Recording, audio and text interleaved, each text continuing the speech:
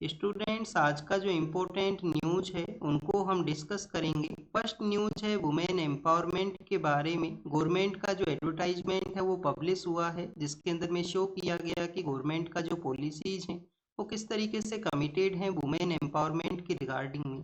First photo के अंदर में जनधन योजना के जो अकाउंट होल्डर्स हैं उनके बारे में मेंशन है।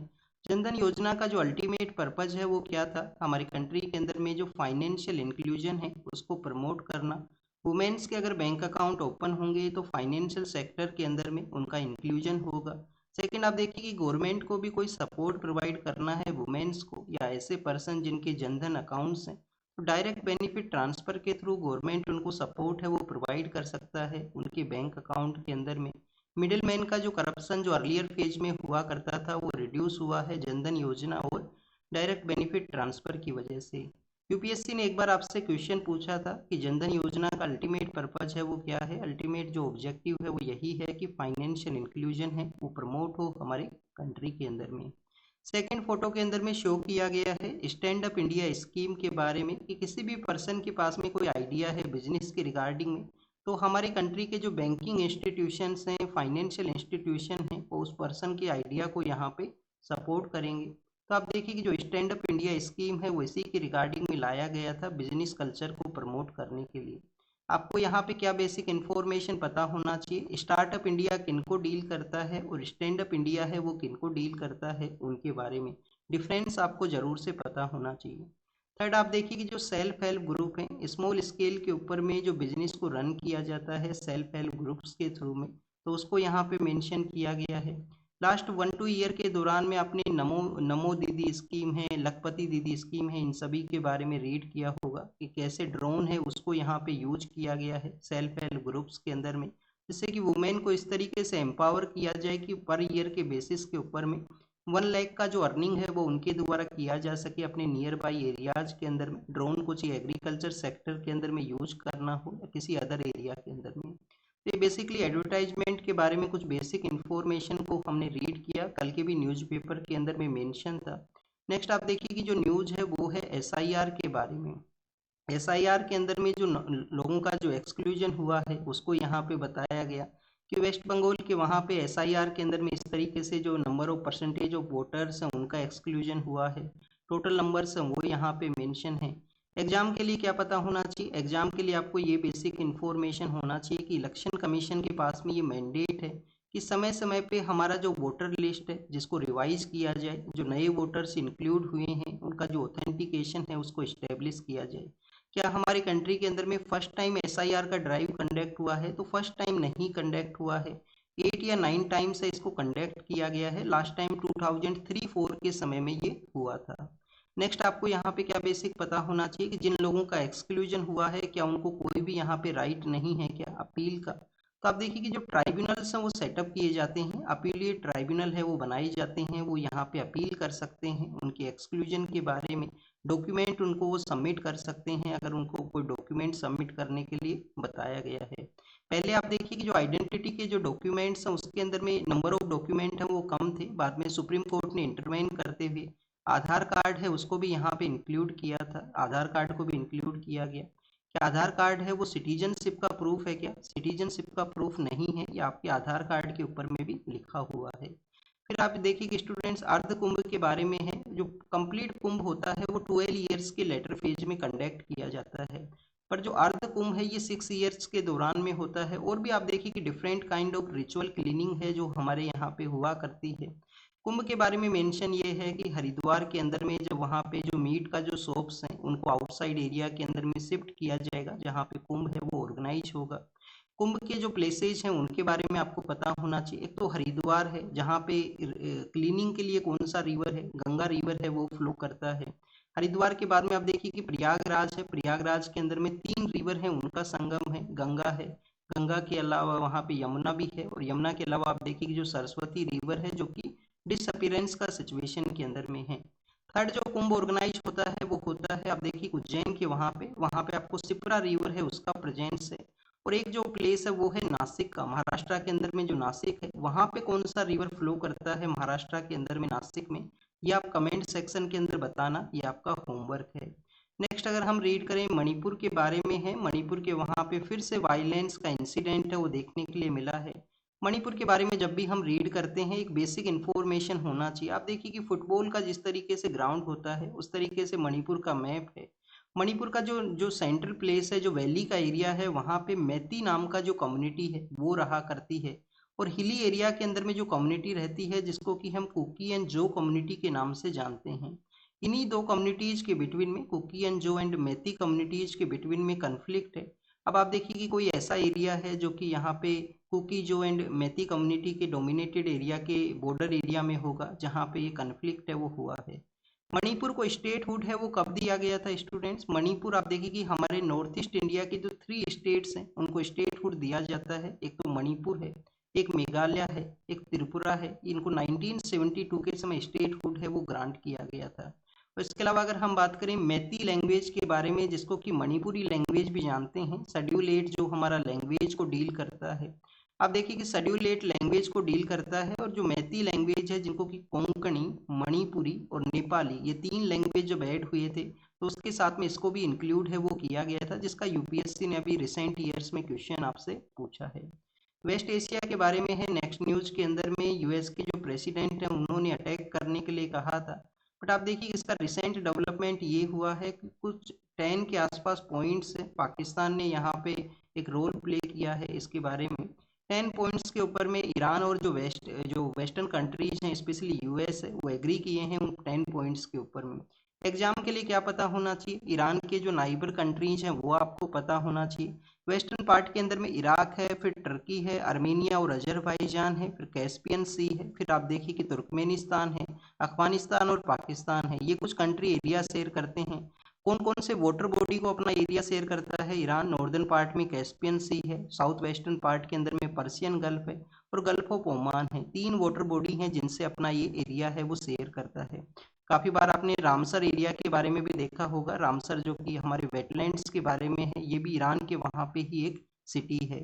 फिर आप देखिए कि ईरान के बारे में जब भी यहाँ पे मेंशन किया जाए तो आपको पता होना चाहिए कि हमारा एक पोर्ट भी है जो एक्सेसिबिलिटी है हमको, चाहबार पोर्ट का। चाहबार पोर्ट जो कि गल्फ ऑफ ओमान के अंदर में सिचुएटेड है, पर्शियन गल्फ के अंदर में नहीं है, ये आपको जरूर से याद है वो रखना चाहिए। और पर्शियन गल्फ और गल्फ ऑफ ओमान को कनेक्ट करने वाला जो स्ट्रेट है जिसको कि हम स्ट्रेट ऑफ हॉर्मूज के नाम से जानते हैं। और जब यूएस के प्रेसिडेंट ने कहा कि वो अटैक करेंगे ईरान के अंदर में, तो वहाँ के लोगों ने, आप देखिए कि जो जो न्यूक्लियर पावर प्लांट्स हैं, जो उनके पावर जनरेशन के प्लांट्स हैं, उनके ऊपर में अपना एक चेन को डेवलप किया, ह्यूमन चेन को, और शो किया कि आप अटैक कीजिए, हम यहाँ पे प्रेजेंट हैं। नेक्स्ट अगर हम बात करें रिव्यू पेटिशन के बारे में है, जो रिव्यू प्रोसेस है वो स्टार्ट हुआ है। सुप्रीम कोर्ट का 9 जज बेंच के द्वारा इस केस को सुना जाएगा, जो कि सबरीमाला जजमेंट के बारे में है। 2018 में सबरीमाला का जो जजमेंट आता है, सुप्रीम कोर्ट अलाउ करता है वुमेन्स का एंट्री। आप देखिए कि वुमेन्स का एंट्री तो अभी भी अलाउ है, बट एक स्पेसिफिक एज पीरियड है जिसके अंदर में वुमेन्स का एंट्री को डिनाई है वो किया गया था पहले वहाँ पे। फिर सुप्रीम कोर्ट ने इंटरवेन किया। अब रिव्यू वर्क है यहाँ पे, जिसके अंदर में अब अगर हम बात करें वुमेन जो जज हैं उनके बारे में, तो ओनली वुमेन जज जो बीवी नागरत्ना मैम है उनको, वो यहाँ पे बेंच का पार्ट है वो रहेंगे। और 2018 के केस के अंदर में भी इंदु मल्होत्रा नाम से जो जज हुआ करते थे वो उसके पार्ट थे वहाँ पे। अलग अलग सबमिशन किए जाएंगे और इसका जजमेंट आएगा। मेन ऑब्जेक्शन है वो क्या है कि जो मेन वहाँ पे डीटी है, मेन जो भगवान है लॉर्ड अयप्पा, जिनका वर्शिप किया जाता है सबरीमाला टेम्पल के अंदर में, तो उनको आप देखिए कि ब्रह्मचर्य भगवान के रूप से कंसिडर किया गया है कि वो ब्रह्मचर्य का पालन किया था उन्होंने। तो इस वजह से वुमेन्स का एक स्पेसिफिक एज पीरियड के अंदर में जो एंट्री है उसको डिनाई करता है रिलीजियस प्रैक्टिस के बारे में। हमारे यहाँ पे रिलीजियस जो फ्रीडम है वो आर्टिकल 25, 26, 27 और 28 के अंदर में मेंशन है, जिसमें आप देखिए कि कुछ रेस्ट्रिक्शंस भी हैं, कुछ रीजनेबल रेस्ट्रिक्शंस हैं कि पब्लिक ऑर्डर है, हेल्थ है, और आप देखिए कि पब्लिक ऑर्डर है, हेल्थ है, मोरलिटी है, और कुछ अदर फैक्टर्स हैं जो आर्टिकल 25 में इंक्लूड किए जाते हैं। नेक्स्ट अगर हम बात करें बॉक्साइट का जो माइनिंग है उसके बारे में है। आप देखिए कि लोगों के द्वारा प्रोटेस्ट किया गया है जब उनको एरिया को लीव करने के लिए कहा गया था। उड़ीसा के अंदर में एक जगह है, जगह का जो नाम है वो है रायगढ़। रायगढ़ वो एरिया है जहाँ पे एक्टिविटी हुआ है, जो प्रोटेस्ट वो हुआ है।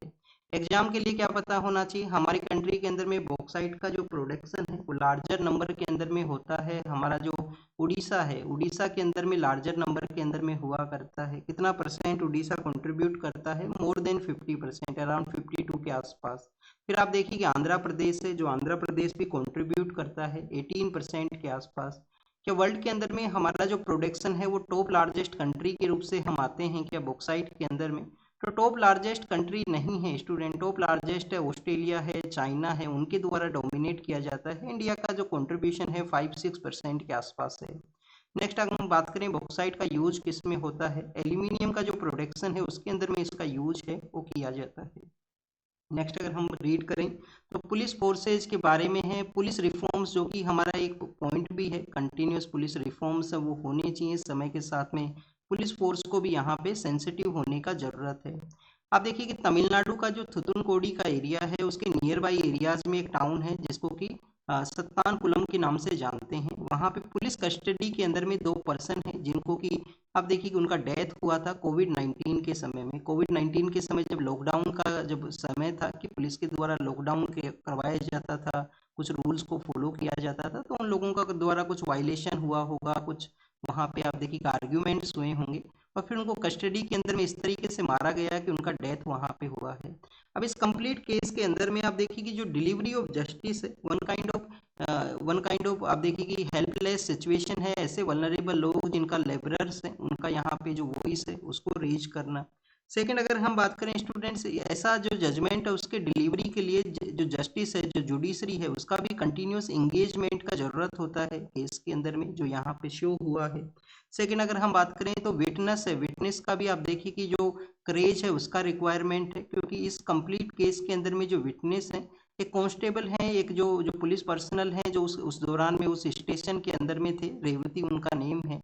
तो उन्होंने आप देखिए कि यहाँ पे इस सिस्टमेटिक थिंग्स के अगेंस्ट में अपना वॉइस को रेज किया, सेंसिटिव इस इश्यू के अंदर में अपना एक इम्पोर्टेंट रोल है वो यहाँ पे प्ले किया है। अगर हम बात करें जो जजमेंट डिलीवर हुआ है, जजमेंट यहाँ पे डेथ पेनल्टी दिया गया है, तो हमारा जो जो जस्टिस सिस्टम जो वर्क करता है रिहेबिलिटेटिव जस्टिस के अंदर में, कि जेल का मतलब ये है कि रिहेबिलिटेटिव उनको किया जा सके, रिफॉर्मेटिव जस्टिस का जो पार्ट होता है।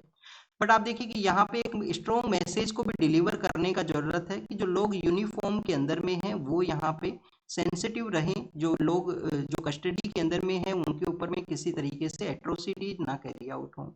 United nation convention against the torture, क्या हमने इसको रेटिफाई किया है? हमने इसको रेटिफाई नहीं किया है, जो यूएन का कन्वेंशन है। पर डी के बासु केस है और भी काफ़ी सारे ऐसे केसेज हैं जो हमारे यहाँ पे समय समय पे बताते हैं कि पुलिस कस्टडी के अंदर में जो पर्सन है उनके अगेंस्ट में एट्रोसिटी, ब्रूटलिटी है वो नहीं होना चाहिए। नेक्स्ट अगर हम रीड करें केरल के वहाँ पे इलेक्शन है, तो आप देखिए कि केरल का जो परफॉर्मेंस है उसको बताया गया कि काफ़ी ऐसे सोशियो इकोनॉमिक पैरामीटर्स हैं जिसके ऊपर में केरल का जो परफॉर्मेंस है वो काफ़ी बेटर है। डिजिटल लिटरेसी के बारे में रीड करें तो डिजिटल लिटरेसी के अंदर में इस स्टेट ने आप देखिए कि टॉप किया था, अपने आप को डिजिटल लिटरेट के रूप से सेटअप किया था।